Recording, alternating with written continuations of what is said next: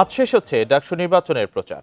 হল ও ক্যাম্পাসে তৎপর রয়েছেন প্রার্থীরা, বিতরণ করছেন লিফলেট, চালিয়ে যাচ্ছেন জনসংযোগ।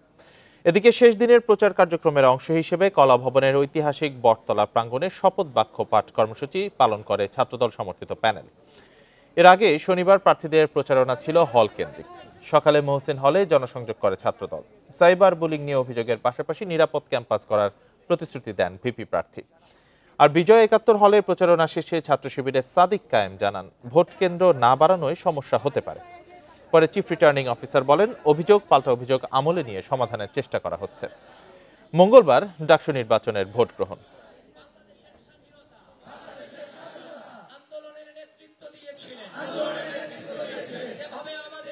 অভ্যুত্থানের পরে এবং যারা হল নিয়ে কাজ করেছে তাদেরকে নিয়ে আমরা একটা সমন্বিত প্যানেল দিয়েছি হবে, সেই প্যানেলেই আমি এজিএস পদপ্রার্থী। আমাদেরকে দেন যে পরিমাণ রেসপন্স পাচ্ছে আমরা আশাবাদী ইনশাআল্লাহ শিক্ষার্থীদের ম্যান্ডেট নিয়ে আমরা যে ইশতেহার পেশ করেছি সেই এখন প্রতিশ্রুতি পূর্ণ করাটাই আমাদের জন্য সবচেয়ে বড় দায়। সাধারণ শিক্ষার্থীরা ডাকসু ইলেকশনকে আবেগের মাধ্যমে গ্রহণ করেছে।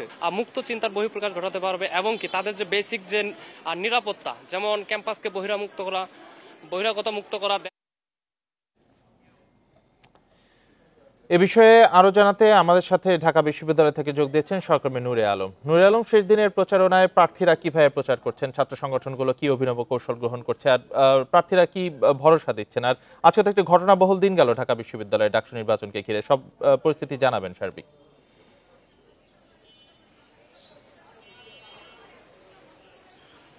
একদম জমজমাট ঢাকা বিশ্ববিদ্যালয় ক্যাম্পাস। সকাল থেকেই প্রার্থীরা বিশ্ববিদ্যালয়ের বিভিন্ন একাডেমিক ভবনের সামনে প্রচারণা চালাচ্ছেন, শিক্ষার্থীদের কাছে তারা যাচ্ছেন, বিশ্ববিদ্যালয়ের সমস্যা সমাধানে তারা কি ভূমিকা রাখতে পারবেন সেই প্রতিশ্রুতি শিক্ষার্থীদের দিচ্ছেন। আমরা শিক্ষার্থীদের সাথে কথা বলেছিলাম, শিক্ষার্থীরা যেটি বলছেন যে ঢাকা বিশ্ববিদ্যালয়ে নানা সমস্যায় জর্জরিত, বিশ্ববিদ্যালয়ে আবাসন সংকট রয়েছে, গ্রন্থাগারের সংকট রয়েছে, ক্লাসরুম সংকট রয়েছে। এই সমস্যা সমাধানে যে প্রার্থী কার্যকর ভূমিকা রাখতে পারবেন তাকেই তারা ভোট দিয়ে নির্বাচিত করবেন। আমরা প্রার্থীদের সাথে কথা বলেছিলাম, প্রার্থীরা বলছেন যে নির্বাচনের এখন পর্যন্ত যে পরিবেশ সেটি সুষ্ঠু পরিবেশ বিরাজ করছে মাঠে, কিন্তু সামাজিক যোগাযোগ মাধ্যমে ব্যাপক অপপ্রচার চলছে। ছাত্র দলের ভিপি প্রার্থী সহ অন্যান্য প্রার্থীরা অভিযোগ করছেন যে তাদের প্যানেলের প্রার্থীদেরকে নিয়ে নানা ধরনের গুজব ছড়ানো হচ্ছে, নানাভাবে ব্যাশিং করা হচ্ছে, নানা অপপ্রচার চালানো হচ্ছে। এই বিষয়ে বিশ্ববিদ্যালয় কর্তৃপক্ষের কাছে অভিযোগ দেয়া হলেও কোনো ব্যবস্থা নেওয়া হচ্ছে না। ছাত্র শিবিরের প্রার্থীরাও একই ধরনের অভিযোগ করছেন, তারা বলছেন তাদের প্রার্থীদেরকে নিয়েও নানা ধরনের অপপ্রচার গুজব ছড়ানো হচ্ছে, কিন্তু বিশ্ববিদ্যালয় কর্তৃপক্ষ তেমন কোনো ব্যবস্থা নিচ্ছেন না। আমরা কথা বলেছিলাম স্বতন্ত্র প্রার্থী যারা রয়েছেন, তারা বলছেন যে বিশ্ববিদ্যালয় প্রশাসন ছাত্র সংগঠনের যে প্যানেলগুলো রয়েছে তাদেরকে বেশি গুরুত্ব দিচ্ছে এবং স্বতন্ত্র প্রার্থী যারা রয়েছেন তারা গুরুত্ব কম পাচ্ছেন। আর তারাও এই যে প্যানেলগুলো রয়েছে সেই প্যানেলের প্রার্থীদের বিষয়ে অভিযোগ দিচ্ছেন, কিন্তু বিশ্ববিদ্যালয় কর্তৃপক্ষ তেমন কোনো ব্যবস্থা নিচ্ছেন না। আমরা সামগ্রিকভাবে বিশ্ববিদ্যালয় কর্তৃপক্ষের সাথে কথা বলেছিলাম, প্রধান নির্বাচনী কর্মকর্তা তিনি আমাদেরকে জানিয়েছেন এখন পর্যন্ত মাঠের পরিবেশ সুষ্ঠু রয়েছে, এই ধারা একদম ভোটের দিন পর্যন্ত বজায় থাকবে। সেই সঙ্গে সামাজিক যোগাযোগ মাধ্যমে যে গুজব ছড়ানো হচ্ছে সেই সব গুজব ছড়ানো হলেও সেই গুজবে শিক্ষার্থীদের কান না দেওয়ার আহ্বান জানিয়েছেন। আর এই বিষয়গুলো নিয়ে বিশ্ববিদ্যালয় কর্তৃপক্ষ ব্যবস্থা নিচ্ছেন। তারা বিটিআরসি সহ আইন শৃঙ্খলা রক্ষাকারী বাহিনীর সদস্যদের সাথে এই সাইবার টিম যেটি রয়েছে তাদের সাথে যোগাযোগ রক্ষা করছেন, যাতে নির্বাচনকে কেন্দ্র করে কোনো ধরনের গুজব না ছড়ায় এবং গুজব ঠেকানোর জন্য শিক্ষার্থীদের প্রতিও আহ্বান জানিয়েছেন যে সামাজিক যোগাযোগ মাধ্যমে কোনো গুজবে কান না দেওয়ার জন্য, একদম সুষ্ঠু পরিবেশে ভোট হবে, যখনই অভিযোগ পাওয়া যাবে তখনই ব্যবস্থা নেওয়া হবে। আর নির্বাচনকে কেন্দ্র করে যে বুথ 710টি বুথ ছিল সেই বুথের সংখ্যা 100টি বাড়ানো হয়েছে, বাড়িয়ে 810 করা হয়েছে। শিক্ষার্থীরা অর্থাৎ যারা বাসায় থাকে, হলের বাইরে থাকে, সেই শিক্ষার্থীরা যাতে নির্বিঘ্নে ভোট দিতে আসতে পারে সেই জন্য বাসের সংখ্যাও বাড়ানো হয়েছে, ট্রিপের সংখ্যা বাড়ানো হয়েছে এবং ভোটের যে সময় 8টা থেকে 4টা, এই 8টা থেকে 4টার মধ্যে ভোট গ্রহণ শেষ হবে বলে বিশ্ববিদ্যালয় কর্তৃপক্ষ আশা প্রকাশ করেছেন। যদি এরপরও ভোটার থাকে তাহলে যতক্ষণ পর্যন্ত ভোটার থাকবে ততক্ষণ পর্যন্ত ভোট নেওয়া হবে বলে বিশ্ববিদ্যালয় কর্তৃপক্ষ আমাদেরকে জানিয়েছেন। তো এই ছিল আমার কাছে সবশেষ তথ্য। ডাকসু নির্বাচনের শেষ দিনের প্রচারণার বিষয়ে জানাচ্ছিলেন সহকর্মী নূরে আলম। জাহাঙ্গীরনগর বিশ্ববিদ্যালয়ের ডাকসু নির্বাচনের প্রচারণা চলছে। 10ম দিনের মতো সকাল থেকে প্রচারণা শুরু করেন প্রার্থীরা। গত 2 দিন ক্যাম্পাসে ছুটি থাকায় প্রার্থীরা অনেকটা ঢিলেঢালাভাবে প্রচার প্রচারণা চালালেও এখন ব্যস্ত সময় কাটছে তাদের। ক্যাম্পাসের মুরাদ চত্বরে ভোটারদের কাছে ভোট চাইছেন প্রার্থীরা। তবে অনেক প্রার্থীর দাবি অন্তত 24 বিভাগের বিভিন্ন পরীক্ষা থাকায় তারা শিক্ষার্থীদের সাথে যোগাযোগ করতে পারছেন না, ফলে ভোটারদের কাছে নিজেদের তুলে ধরতে পারছেন না তারা। প্রার্থীদের যেমন পরীক্ষা রয়েছেন, তারা যেমন নির্বাচনী প্রচারণার ক্ষেত্রে নানান ধরনের প্রতিবন্ধকতার শিকার হচ্ছেন, ঠিক তেমনিভাবে ভোটাররা যারা রয়েছেন, যারা উৎসাহী কিন্তু পরীক্ষার কারণে বা একাডেমিক নানান জটিলতার কারণে আসলে তারা ঠিকঠাক মতো এই নির্বাচনী আমেজে যুক্ত হতে পারছেন না বলে আমরা মনে করছি। পরীক্ষা কার্যক্রম চলমান রয়েছে, যার ফলে যারা প্রার্থী রয়েছেন, যারা শিক্ষার্থী রয়েছেন, প্রার্থীরা কিন্তু শিক্ষার্থীদের দ্বারে দ্বারে সেভাবে পৌঁছাতে পারছে না, প্রচার প্রচারণা করতে পারছে না, তাদের প্রত্যাশা, তাদের বিশ্ববিদ্যালয় নিয়ে কী ধরনের চিন্তা ভাবনা সেগুলো কিন্তু তারা শেয়ার করতে পারতেছে না। জাকসু নির্বাচনের প্রচারণা নিয়ে জানাতে জাহাঙ্গীরনগর বিশ্ববিদ্যালয় থেকে যোগ দিয়েছেন সহকর্মী রুবেল আহমেদ। রুবেল, আজকে 10ম দিনের প্রচারণা কতক্ষণ চলবে, অর্থাৎ কতক্ষণ এই প্রচারণা চলবে এই বিষয়ে একটু জানাবেন। আর পরীক্ষা থাকাতে অনেক প্রার্থী বলছেন যে যোগাযোগে সমস্যা হচ্ছে শিক্ষার্থীদের সঙ্গে, এই বিষয়ে একটু বিস্তারিত জানাবেন।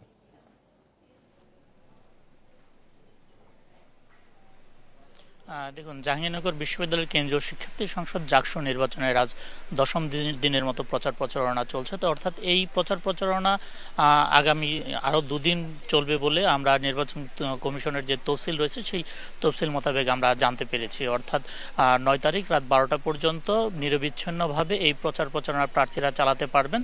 তবে এই প্রচার প্রচারণা চালাতে গিয়ে প্রার্থীরা কিন্তু আমাদের কাছে বেশ কিছু সমস্যার কথা তুলে ধরেছেন। তারা বলেছেন নির্বাচন কমিশন প্রচার প্রচারণা চালানোর জন্য যে ধরনের আচরণ বিধি বেঁধে দিয়েছে, যার কারণে কিন্তু তাদের প্রচার প্রচারণা চালাতে কিন্তু সমস্যা হচ্ছে। এবং এর বাহিরে তারা কিন্তু আরও একটি বিষয় আমাদের সামনে তুলে ধরেছেন, সেটি হচ্ছে যে বিভিন্ন বিভাগের অন্তত 24টি বিভাগের কিন্তু পরীক্ষা চলছে এই মুহূর্তে ক্যাম্পাসে, যার কারণে তারা কিন্তু এই পরীক্ষা চলাকালীন সময় যেমন শিক্ষার্থীদের পাচ্ছে না, ঠিক তেমনি তারা হলে হলে গিয়ে যখন শিক্ষার্থীদের সাথে ভোটের জন্য কথা বলার চেষ্টা করছেন, তখনও কিন্তু পরীক্ষার প্রস্তুতির জন্য কিন্তু শিক্ষার্থীরা কিন্তু প্রার্থীদের সাথে ঠিকমতো সময় দিচ্ছেন না বা অনেকে কিন্তু কথা বলছে না, যার কারণে কিন্তু প্রচার প্রচারণার একটা ভাটা তৈরি হয়েছে। এবং নির্বাচনের দিন যতই ঘনিয়ে আসছে ততই কিন্তু প্রচার প্রচারণার সাথে কিন্তু জাহাঙ্গীরনগর বিশ্ববিদ্যালয়ের জাকসু নির্বাচন নিয়ে কিন্তু উত্তেজনা বেড়েই চলছে। আমি একটি বিষয় একটু জানিয়ে রাখতে চাই, গতকালকে কিন্তু নির্বাচন কমিশন জাকসুর গঠনতন্ত্র অনুযায়ী এক প্রার্থীর সম্প্রীতির ঐক্য প্যানেলের যিনি ভিপি প্রার্থী রয়েছেন তার কিন্তু তারা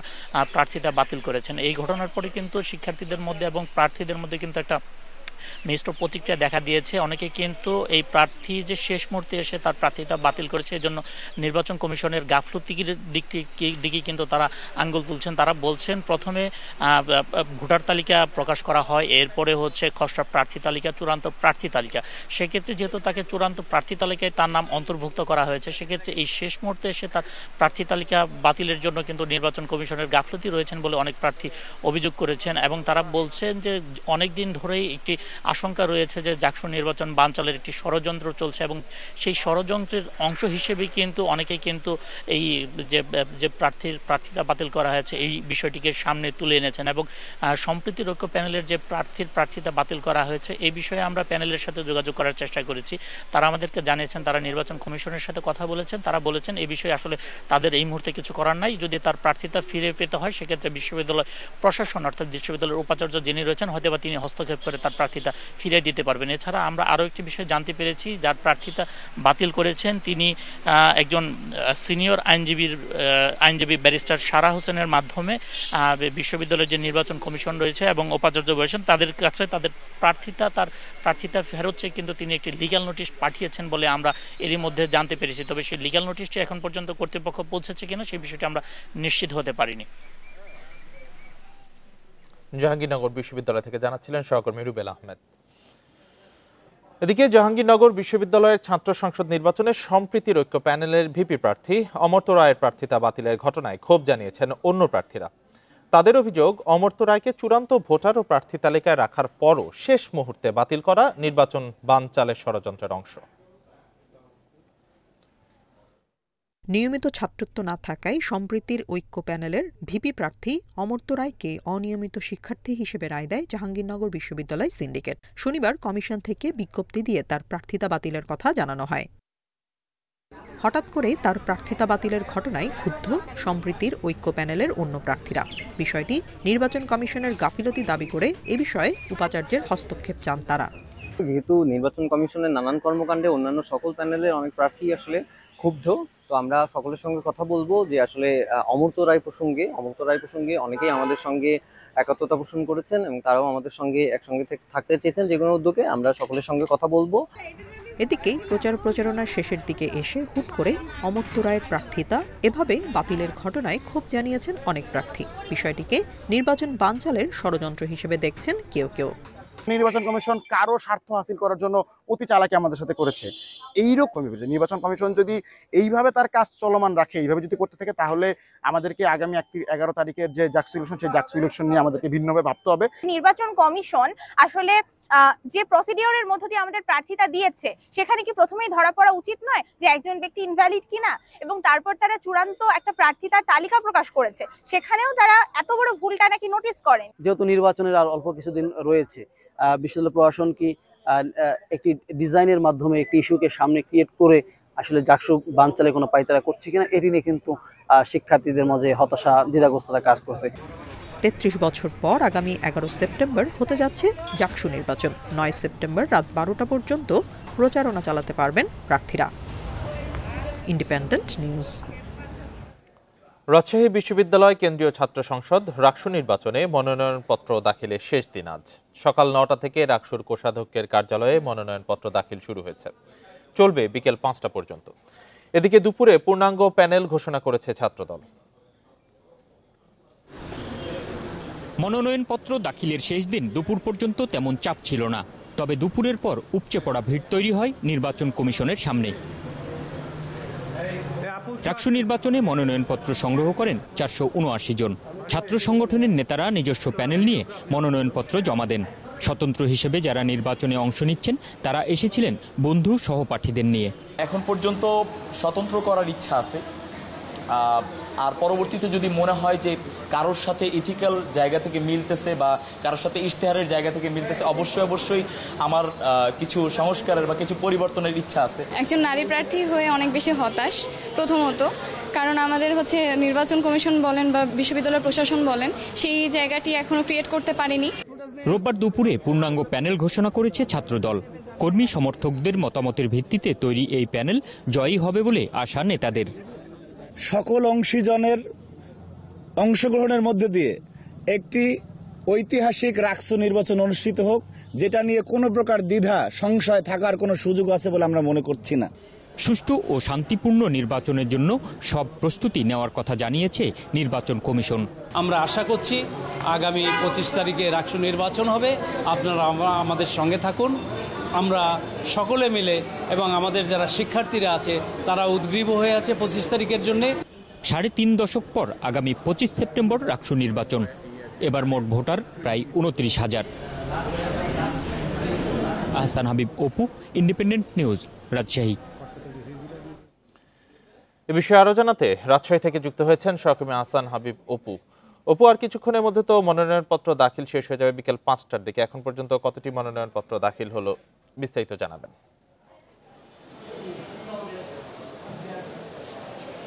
একেবারে শেষ পর্যায়ে এখন আমরা যে গত কয়েকদিন ধরে যেটি বলছিলাম যে নির্বাচন নিয়ে প্রার্থীদের মধ্যে সংশয়, সাধারণ শিক্ষার্থীদের মধ্যে এক ধরনের অনিশ্চয়তা, তবে সব কিছুর অনিশ্চয়তা সংশয় কাটিয়ে নির্বাচনী যে আবহ সেটি তৈরি হয়েছে এবং নির্বাচন কমিশনের সময় অনুযায়ী আর অল্প কিছুক্ষণ পরে অর্থাৎ বিকেল 5টার সময়ই আজকের মনোনয়ন সংগ্রহের কাজ সেটি শেষ হবে। এরই মধ্যে অনেকেই নির্বাচন কমিশনের কাছে মনোনয়নপত্র জমা দিয়েছেন। এখানে প্রায় 100 জন আজকে মনোনয়নপত্র জমা দিয়েছেন। এর আগের দিন 29 জন মনোনয়নপত্র জমা দিয়েছিল। এখানে মোট যেটি রাকসুতে 479 জন প্রার্থী মনোনয়নপত্র সংগ্রহ করেছেন। এর মধ্যে প্যানেলভুক্তভাবে সংগ্রহ করেছেন 214 জন, আর 181 জন তারা নিজস্ব প্যানেল ছাড়াই নিজের মতো করে নির্বাচনে অংশ নিচ্ছেন স্বতন্ত্র প্রার্থী হিসাবে।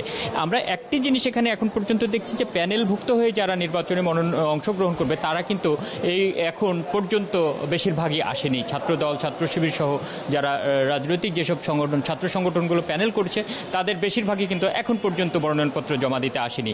এবং আমরা যেটি খবর পাচ্ছি তারা পাশেই অবস্থান করছে এবং ছাত্রদল যে তারা যে প্যানেল ঘোষণা করেছে সে পুরো প্যানেল নিয়ে কিছুক্ষণের মধ্যে এখানে এসে তারা মনোনয়নপত্র জমা দিবেন। ছাত্র শিবির তারা কিছুক্ষণের মধ্যে প্যানেল ঘোষণা করার কথা আছে, প্যানেল ঘোষণার পরে তারা এখানে এসে হয়তো মনোনয়নপত্র জমা দিবেন।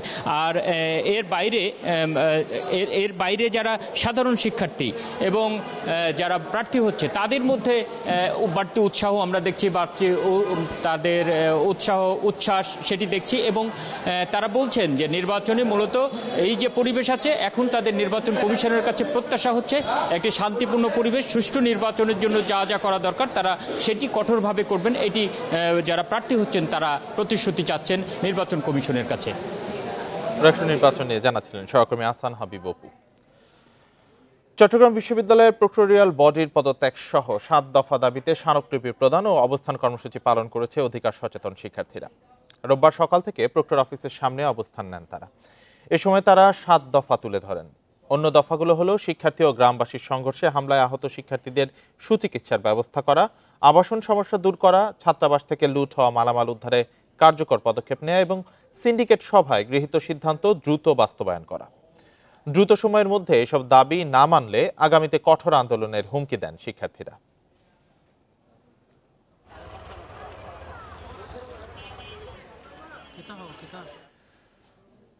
সংসদীয় আসন পুনর্বহালের দাবিতে পাবনা, কুমিল্লা ও ব্রাহ্মণবাড়িয়াতে মহাসড়ক অবরোধ করে বিক্ষোভ করেছেন স্থানীয় বাসিন্দারা। ব্রাহ্মণবাড়িয়াতে ঢাকা সিলেট মহাসড়ক অবরোধ করে বিক্ষোভ করেন স্থানীয়রা। অবরোধের কারণে মহাসড়কের দুই পাশে যানবাহন চলাচল বন্ধ হয়ে 10 কিলোমিটার দীর্ঘ যানজট সৃষ্টি হয়। এতে ভোগান্তিতে পড়েছেন যাত্রীরা। পাবনায় সকাল 10টা থেকে দুপুর 12টা পর্যন্ত বেড়ার সিএনবি মোড়ে বিক্ষোভ কর্মসূচিতে টায়ার জ্বালিয়ে স্লোগান দেন অবরোধকারীরা। এদিকে হোমনা মেঘনাকে কুমিল্লা 2 আসনে পুনর্বহালের দাবিতে মানববন্ধন ও বিক্ষোভ করেছেন স্থানীয়রা। এ সময় ঢাকা চট্টগ্রাম মহাসড়ক অবরোধের চেষ্টা করলে আইনশৃঙ্খলা বাহিনী তাদের ছত্রভঙ্গ করে দেয়। এছাড়া বাগেরহাটের 4টি সংসদীয় আসন পুনর্বহালের দাবিতে আগামীকাল সকাল সন্ধ্যা হরতাল সহ 5 দিনের কর্মসূচি ঘোষণা করেছে সর্বদলীয় সম্মিলিত কমিটি। আসন চাই, আমরা দাউদকান্দি থাকতে চাই না, আমাদের দাউদকান্দির দরকার না। নির্বাচন কমিশন তাদের আইন নিজেরাই লঙ্ঘন করেছে। তাদের আইনে বলা আছে প্রশাসনিক বিন্যাস, আঞ্চলিক অখণ্ডতা বজায় রাখার কথা তারা বলেছেন। এই দুইটি বিষয়কে তারা লঙ্ঘন করেছে। সামাজিক যোগাযোগ মাধ্যমে অশালীন মন্তব্যের জেরে চট্টগ্রামের হাটহাজারীতে দুপক্ষের উত্তেজনার পর সেখানে থমথমে পরিস্থিতি বিরাজ করছে। মীরের হাট ও আশেপাশের এলাকায় শনিবার রাত 10টা থেকে আজ বিকেল 3টা পর্যন্ত 144 ধারা জারি করা হয়। পরিস্থিতি নিয়ন্ত্রণে এলাকায় টহলে রয়েছে সেনাবাহিনী। বেলা বাড়ার সঙ্গে সঙ্গে খুলতে শুরু করে দোকানপাট ও ব্যবসা প্রতিষ্ঠান। হাটহাজারী সার্কেলের সহকারী পুলিশ সুপার তারেক আজিজ জানান, ফেসবুকে উস্কানিমূলক পোস্ট দেওয়ার অভিযোগে হাটহাজারীতে উত্তেজনা ছড়িয়ে পড়ে। এ সময় বিক্ষুব্ধ লোকজন বাস স্টেশন এলাকায় গাড়ি ভাঙচুর করে। এক পক্ষ হাটহাজারী মাদ্রাসার সামনে এবং আরেক পক্ষ শেরেবাংলা মাজারের সামনে মিছিল করে। ফেসবুকে পোস্ট দেওয়া ব্যক্তিকে আটক করা হয়েছে বলেও জানায় পুলিশ। সব পক্ষ তাদের নিজেদের মধ্যে সমঝোতা করে এবং তারা নিজেরা আলোচনার মাধ্যমে আমরা নিজেরাও আলাপ আলোচনায় থাকবো এবং এটি যাতে আর পরিস্থিতি ভবিষ্যতে খারাপের দিকে না গড়ায় এবং এই পরিস্থিতি এখন যেভাবে স্থিতিশীল আছে এই স্থিতিশীল অবস্থা বজায় থাকে, আমরা সেই চেষ্টাটাই করব। যারা ছাত্রদের এবং এলাকাবাসী সবার সাথে বসে যারা ছিলেন কথাবার্তা বলে আমরা পরিস্থিতি নিয়ন্ত্রণে সক্ষম হই এবং রাত ভোর 5টা পর্যন্ত আমরা আর্মি সহ আমরা টহল দিয়েছি। দেশকে অস্থিতিশীল করতে জাতীয় ও আন্তর্জাতিক চক্রান্ত চলছে বলে মন্তব্য করেছেন কৃষক শ্রমিক জনতা লীগের সভাপতি বঙ্গবীর কাদের সিদ্দিকী। তার বাড়িতে হামলা ও ভাঙচুর নিয়ে দুপুরে সংবাদ সম্মেলন করেন তিনি। কাদের সিদ্দিকী বলেন, বাড়ি ভেঙে যদি দেশে শান্তি স্থাপন ও কল্যাণ হয় তবে তাই চলুক। কোটা বিরোধী ও বৈষম্য বিরোধী আন্দোলনের পরে স্বৈরাচারী মনোভাব কোনোভাবেই কাম্য নয়। এ সময় চোরাগোপ্তা হামলা বন্ধের বিষয়ে সরকারকে উদ্যোগ দেওয়ার আহ্বান জানান তিনি। শনিবার রাতে টাঙ্গাইল শহরের আকুর টাকুর পাড়ায় তার বাড়িতে হামলা চালানো হয়। সে সময় বাড়িতেই অবস্থান করছিলেন কাদের সিদ্দিকী। বাড়ির কর্মচারীরা জানান, 15 থেকে 20 জন হেলমেট পরা ব্যক্তি বাড়িতে ঢোকেন। ভেতরে ঢুকে 2টি গাড়ি ভাঙচুর করেন। পরে বাইরে থেকে বাড়ি লক্ষ্য করে ইট পাটকেল নিক্ষেপ করলে ভেঙে যায় জানালার কাঁচ। জানাতারের ভিতর থেকে অকটেন তেল বাইর করছে আর তেল কিছু নিয়ে আসছিল, পরে গাড়ির মধ্যে হামলা করছে, পরে আমরা শব্দ পাইছে উঠছি। বৈষম্য বিরোধী আন্দোলনকে ব্যর্থ করার জন্য, ধ্বংস করার জন্য এ কোনো ষড়যন্ত্র কিনা। আমার বাড়ি ভেঙেছে, আরও ভাঙুক। বঙ্গবন্ধুর 32-এর বাড়িতে যখন গিয়েছিলাম আমার গাড়ি ভেঙেছিল, আরও ভেঙে যদি দেশে শান্তি স্থাপিত হয়, দেশের কল্যাণ হয়, আমি সবসময় রাজি আছি। টাঙ্গাইলের বাসাইলে একই স্থানে মুক্তিযোদ্ধা ও ছাত্র সমাজ সমাবেশ ডাকায় 144 ধারা জারি করেছে প্রশাসন। ভোর 6টা থেকে শুরু হওয়া 144 ধারা বহাল থাকবে সন্ধ্যা 6:30 পর্যন্ত। শনিবার রাতে উপজেলা নির্বাহী কর্মকর্তা মোসাম্মত আকলিমা বেগম এ আদেশ জারি করেন। রোববার বিকেল 3টায় উপজেলা কেন্দ্রীয় শহীদ মিনার চত্বরে মুক্তিযোদ্ধা সমাবেশ ডাকে কাদেরিয়া বাহিনী। একই সময়ে সেখানে ছাত্র সমাজ ব্যানারে কর্মসূচি ঘোষণা করা হয়। অপ্রীতিকর ঘটনা এড়াতে 144 ধারা জারি করা হয়।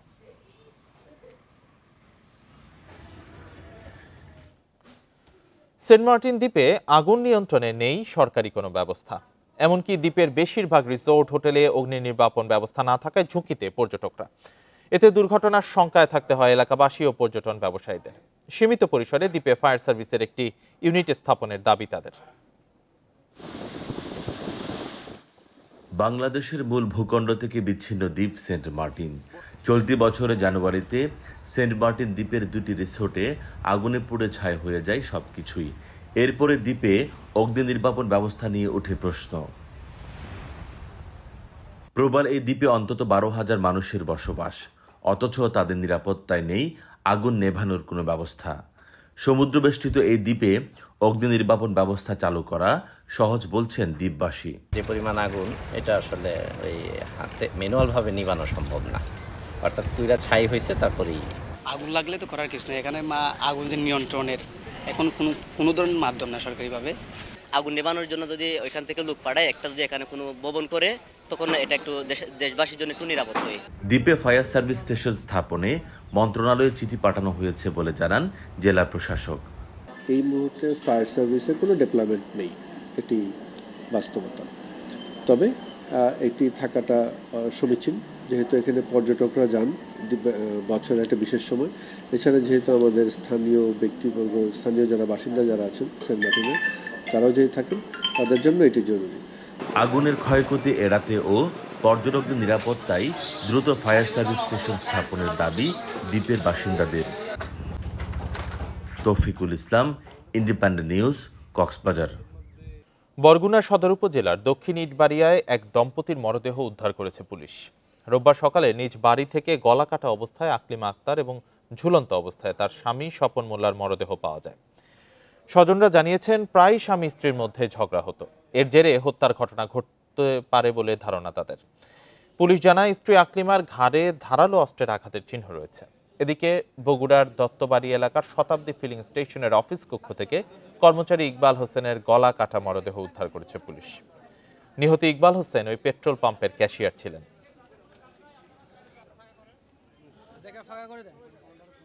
তার নিকট আত্মীয় স্বজনের সাথে কথা বলেছি। আইনগতভাবে আমরা সিআইডি, পিবিআই, আমরা থানা পুলিশ, ডিবি সবাই কাজ করতেছি।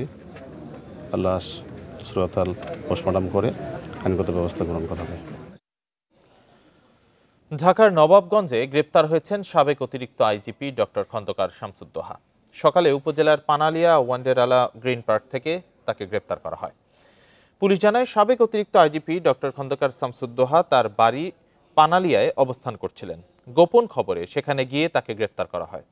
এ সময় সাবেক পুলিশ কর্মকর্তা মদ্যপ অবস্থায় ছিলেন বলেও পুলিশ জানায়। সে পুলিশের সঙ্গেও খারাপ ব্যবহার করেন। তার বিরুদ্ধে নবাবগঞ্জ থানায় 2টি মামলার গ্রেপ্তারি পরোয়ানা রয়েছে।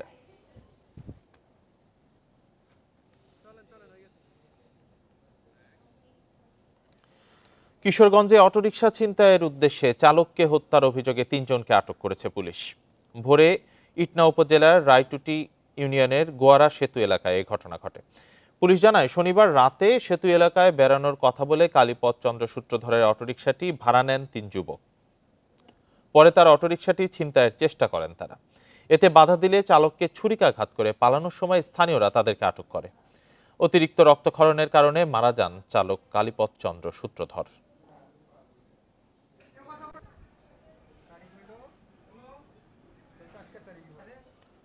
লক্ষ্মীপুরে ওয়ার্ড জামায়াতের সভাপতি সানোয়ার হোসেন নিহতের ঘটনায় করা মামলায় 5 জনকে গ্রেপ্তার করেছে পুলিশ। রামগঞ্জের বিভিন্ন স্থানে অভিযান চালিয়ে তাদের গ্রেপ্তার করা হয়। এর আগে সানোয়ার হোসেনের চাচা কামাল হোসেন সহ 5 জনকে আসামি করে মামলা করে পরিবার। পুলিশ জানায় গ্রেপ্তার 4 জনকে দুপুরে আদালতের মাধ্যমে কারাগারে পাঠানো হয়েছে। স্বজনদের দাবি এই হত্যাকাণ্ড পরিকল্পিত, জড়িতদের দৃষ্টান্তমূলক শাস্তির দাবি তাদের। পাশাপাশি মূল অভিযুক্ত কামাল হোসেনকে দ্রুত গ্রেপ্তারের দাবি জানান তারা। শনিবার রাতে জমি নিয়ে বিরোধের জেরে চাচার ধারালো অস্ত্রের আঘাতে মারা যান সানোয়ার হোসেন।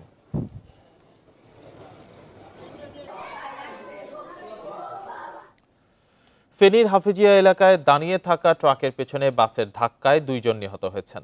ভোর 6:30টার দিকে ঢাকা চট্টগ্রাম মহাসড়কে এ দুর্ঘটনা ঘটে। নিহতরা হলেন বাসের হেলপার ও সুপারভাইজার।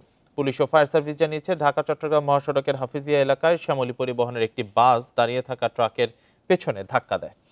এতে শ্যামলী পরিবহনের হেলপার ঘটনাস্থলেই নিহত হন। গুরুতর আহত অবস্থায় সুপারভাইজার ও চালককে হাসপাতালে নেওয়া হলে সুপারভাইজারকে মৃত ঘোষণা করেন চিকিৎসক। আহত চালককে উন্নত চিকিৎসার জন্য ঢাকায় পাঠানো হয়েছে। ট্রাকের চালক পলাতক রয়েছে।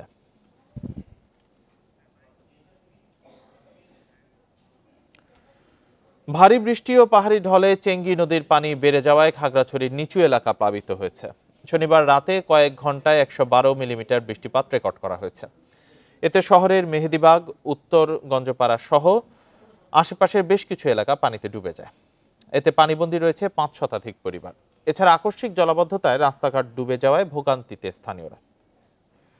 এদিকে টানা কয়েকদিনের বৃষ্টি ও ভারত থেকে আসা ঢলের পানিতে বেনাপোলের বাহাদুরপুর ইউনিয়ন প্লাবিত হয়েছে। এতে সৃষ্টি হয়েছে জলাবদ্ধতা, তলিয়ে গেছে ফসলের জমি। এতে দুর্ভোগে পড়েছেন 6 গ্রামের মানুষ। ঘরে পানি উঠায় চরম ভোগান্তিতে তারা। পানিতে এই রাস্তাটা তৈরি আছে, আমাদের আবাদ ফসল তো সবই মার গিয়েছে, আমাদের ফসলের ক্ষতি হয়েছে, আমাদের ঘের বুড়ে গিয়েছে। এখন আমরা মাছ ধরে খাচ্ছি। চাঁপাইনবাবগঞ্জের আশ্বিনা আম নিয়ে বিপাকে চাষিরা। বৃষ্টি বেশি হওয়ায় পোকার আক্রমণে 5 থেকে 7% আম পচে গেছে। এছাড়া বাজারে চাহিদা কম হওয়ায় উৎপাদন খরচ তোলা নিয়ে শঙ্কায় তারা। এদিকে মাছি পোকার আক্রমণ রোধে ফেরোমন ফাঁদ ব্যবহারের পরামর্শ কৃষি বিভাগের। সেপ্টেম্বরেও জমজমাট চাঁপাইনবাবগঞ্জের কানসাট আমের বাজারে আধিপত্য আশ্বিনা জাতের আমের। মৌসুমের একেবারে শেষে বাজারে আসে এই আম। 1 দশক আগেও তেমন কদর ছিল না। ধীরে ধীরে সে অবস্থা অনেকটাই বদলেছে। আপনার ওই আষাঢ় শ্রাবণ মাসে কম খায়, ভাদ্র মাসের দিন পড়লে তখন অন্য আম থাকে না, এই আশ্বিনাই থাকে। এখন কাটিমন আছে খালি এই কয় বছর থেকে। তবে এবছর অতিবৃষ্টির কারণে দেখা দিয়েছে বড় বিপর্যয়। মাছি পোকা বাড়ায় বাজারে ওঠার আগেই পচে গেছে 5 থেকে 7% আম। গত বছর বাজারে মন প্রতি 6,000 টাকা বিক্রি হলেও এবছর দাম 3 থেকে 4,000 টাকা। মানে বর্ষার কারণটা বেশি, তো দেখুন জন্য ক্ষয়ক্ষতি হয়ে শেষ। যে বানটাতে আমটা গেছে আপনার 100 মন, বানটাতে পাইছে 60 মন 50 মন। আম খালি ওই ফুড়ে দেয় আর মনে করেন যে নষ্ট হয়ে পচে পড়েছে খালি। জেলায় 9,000 হেক্টর বাগানের জমিতে আশ্বিনা আমের চাষ হয়েছে। ক্ষতি থেকে চাষিদের রক্ষায় নানা পরামর্শ দিচ্ছে কৃষি বিভাগ। মাছি পোকার জন্য আমরা আগের থেকে এপ্রিল মাস থেকেই বলি যে আমাদের ফেরোমন ফাঁদ দেওয়ার জন্য বলি, এবং একই সাথে হচ্ছে ব্যাগিংয়ের জন্য পরামর্শ। যদি কোনো আম চাষি ফেরোমন ফাঁদ ব্যবহার করে অথবা ব্যাগিং করে তাহলে তার আমের মাছি পোকার উপদ্রব যেমন কমে যাবে, একই সাথে ব্যাগিং করার ফলে আমের রং ভালো হবে। গত বছর জেলায় 3,80,000 মেট্রিক টন আম উৎপাদন হয়। এর মধ্যে 1 লাখই আশ্বিনা জাতের, যা বাজারে থাকবে অক্টোবরের মাঝামাঝি পর্যন্ত। Independent news. বিভিন্ন ডিজিটাল ব্যাংকিং সুবিধা বিষয়ে জানাতে রাঙামাটিতে শিক্ষক ও শিক্ষার্থীদের সাথে সভা করেছে পূবালী ব্যাংক কর্তৃপক্ষ। দুপুরে রাঙামাটি বিজ্ঞান ও প্রযুক্তি বিশ্ববিদ্যালয়ের প্রশাসনিক ভবনে এই সভা অনুষ্ঠিত হয়। এ সময় ব্যাংক কর্তৃপক্ষ জানায়, ব্যাংক সবসময় উচ্চতর শিক্ষাকে অগ্রাধিকার দেয়। এর প্রেক্ষিতে শিক্ষার্থীদের বিদেশে পড়াশোনার ক্ষেত্রে ব্যালেন্স স্টেটমেন্ট ও ডুয়েল কারেন্সি ক্রেডিট কার্ড প্রদান করা হচ্ছে। এছাড়া শিক্ষক, শিক্ষার্থী ও কর্মচারীদের সহজ শর্তে ঋণ ও life time charge free credit card দিচ্ছে। সভায় শিক্ষক শিক্ষার্থীদের ব্যাংকের বিভিন্ন বিষয়ে জানতে চাইলে সে বিষয়ে প্রশ্নের উত্তর দেন ব্যাংক কর্মকর্তারা।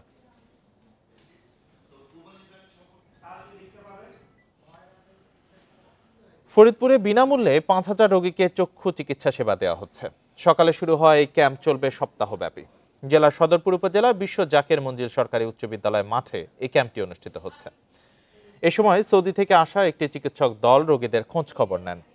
আয়োজকরা জানান, আল বাশার ইন্টারন্যাশনাল ফাউন্ডেশনের উদ্যোগে বিনামূল্যে গরিব রোগীদের চক্ষু পরীক্ষা, পরামর্শপত্র, ওষুধ ও চশমা প্রদান সহ রোগীর ছানি অপারেশন করা হচ্ছে।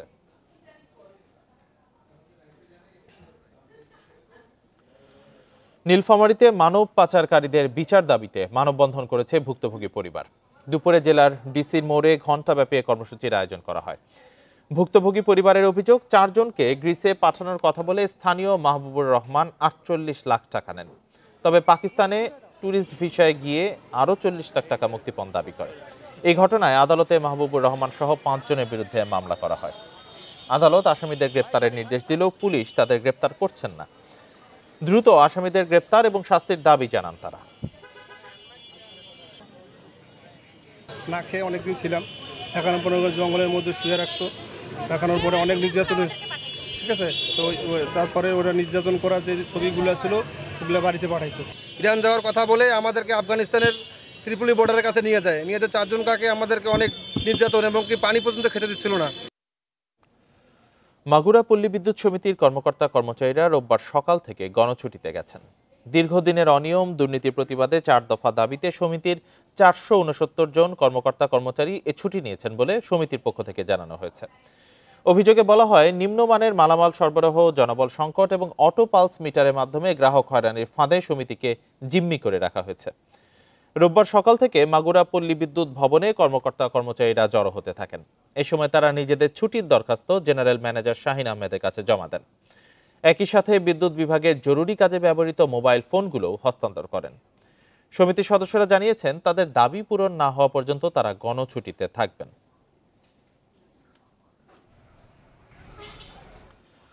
রাঙামাটির রাজমন বিহারে পালিত হয়েছে পবিত্র মধু পূর্ণিমা। সকাল 7টায় শুরু হয় এ ধর্মানুষ্ঠান।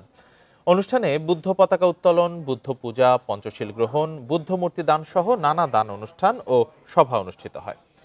বিশ্বের সকল প্রাণীর মঙ্গল কামনা করে বিশেষ প্রার্থনা করেন পুণ্যার্থীরা। পুণ্যার্থীদের পঞ্চশীল প্রদান করেন রাজবন বিহারের অধ্যক্ষ প্রজ্ঞালঙ্কার মহাথের। দান অনুষ্ঠান শেষে ধর্মদেশনা দেওয়া হয়।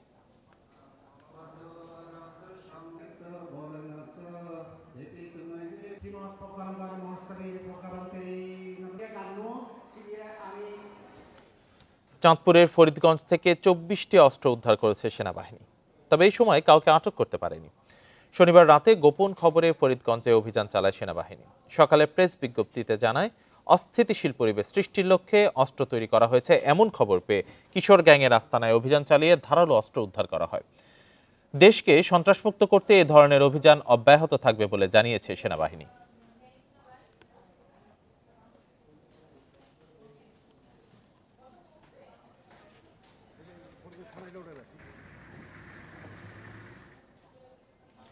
আর এই ছিল এখনকার সংবাদে।